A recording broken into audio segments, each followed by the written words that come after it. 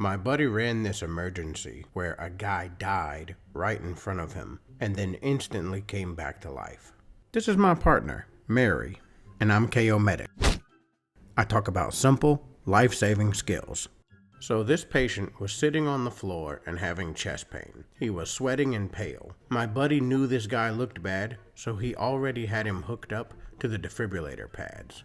Then the guy says, "I feel like I'm about to pass out," and then falls over.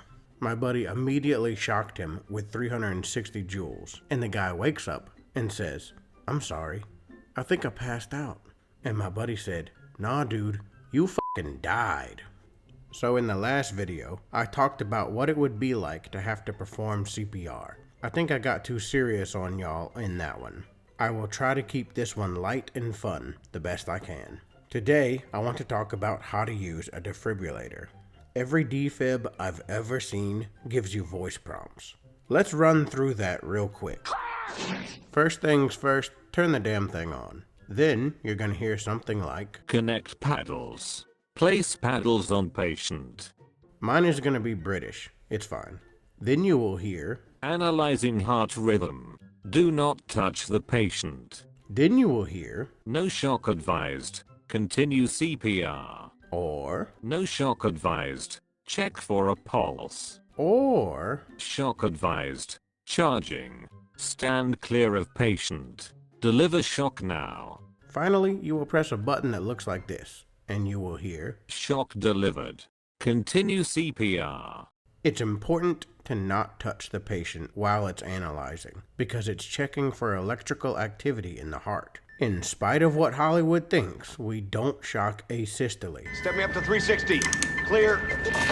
More on this in a minute. It's also important to not let anyone touch the patient when you deliver the shock, because it will transfer to you.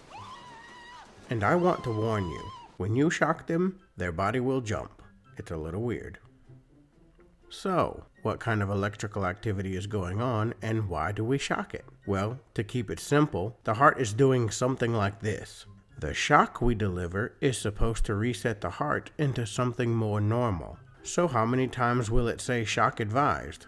Well, I've had to shock someone over 30 times. I felt a little like this cat. It's alive! It's alive! It's alive! So, safety rant. First, don't let yourself or anyone else be in contact when delivering shocks or analyzing. Make sure the paddles are on the skin and not clothes. Yep, I've seen that, and it makes a burning smell. And please make sure to remove any moist clothes and that they aren't lying in wet. So, anyway, hero, I just wanted to give you an idea of what to expect. I still want your ass in that CPR class. Then come back and comment on this video that you took one. And if you can provide proof, I'll send you a pocket CPR mask. I'll do this for the first 20 of you. I can't promise this deal indefinitely. So anyway, sorry it took so long to make part 2. I got the C virus, and I was congested, which made me sound even more like a 1920s gangster than I normally do. Meh, see? Take care.